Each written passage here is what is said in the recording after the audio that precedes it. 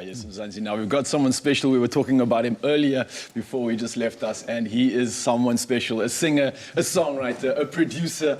I just consider him a stylist too. A life giver, an energy bringer, of course.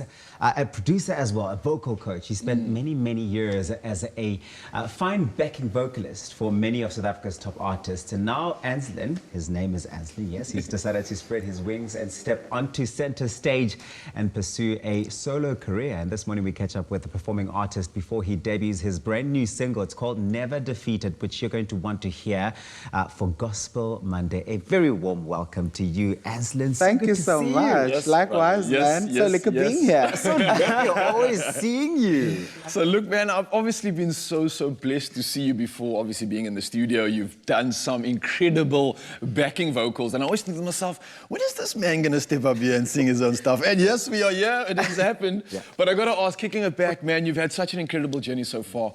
Where did it all begin? Where did this entire thing start for you, where you realized, I got a voice and I need to use it, man? I think it started in, like, when I was a very young kid. Everybody's journey, I feel, that sings gospel music starts in church. And for me, it did, you know. I sang in the worship team for many years.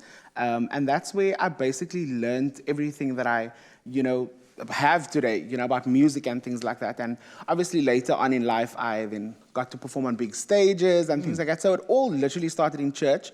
And then everything just escalated after that, man. Here's the thing, and for someone like you who sings a lot, whether you're singing on stage or whether you're singing in a church, you'll agree that the lockdown's been a very difficult time because you couldn't be on stage, but hey, for most people, you couldn't be at the church either. Yeah. And so that means you must have missed singing. Absolutely. How did you keep sane?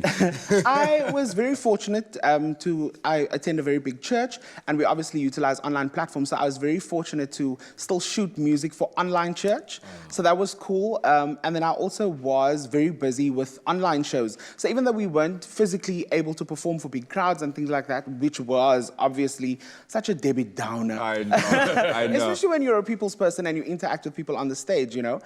So that was a bit of a downer, but the fact that, you know, lockdown put us in a space where we needed to think of other ways to be creative musically. Yes. And I think I set goals out for myself in lockdown that I was going to grow musically, I was going to listen to more people, I was going to acquire more skills musically, I was going to write more, I was going to produce more, I was going to look at things musically more and see how can I enhance them and improve them. And I think so far, so good. I somehow managed to find, you know, a space to keep saying. But also, the online shows that I got to work on was absolutely phenomenal as well. I definitely agree with you. So far, so good, especially during the pandemic when we saw you were active, you were busy, you were still bringing out some magic. So it's a testament, especially when you're forced to be so creative in a time like that, when it's so difficult and you normally just want to suppress yourself, but yet we were still blessed with your magic. Now, a part of that journey was seeing you perform with some incredible artists, Craig Lucas, Robin Peters, some of the likes.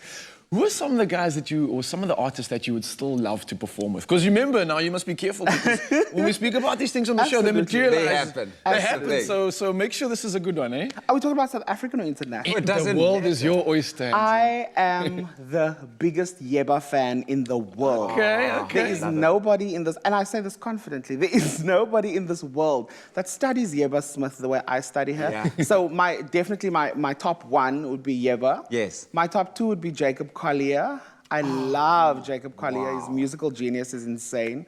And then locally, I just want to perform with everyone. I love our people, I love our sound. But like my top two, definitely Yeba and Jacob Collier. I like that. I love like that. Well, here you are now, Anslin. You have come out with your brand new single, which you're going to debut a very first time or an exclusive here on Expresso. It's called Never Defeated. Let's talk about this. Never Defeated was a single I wrote in lockdown.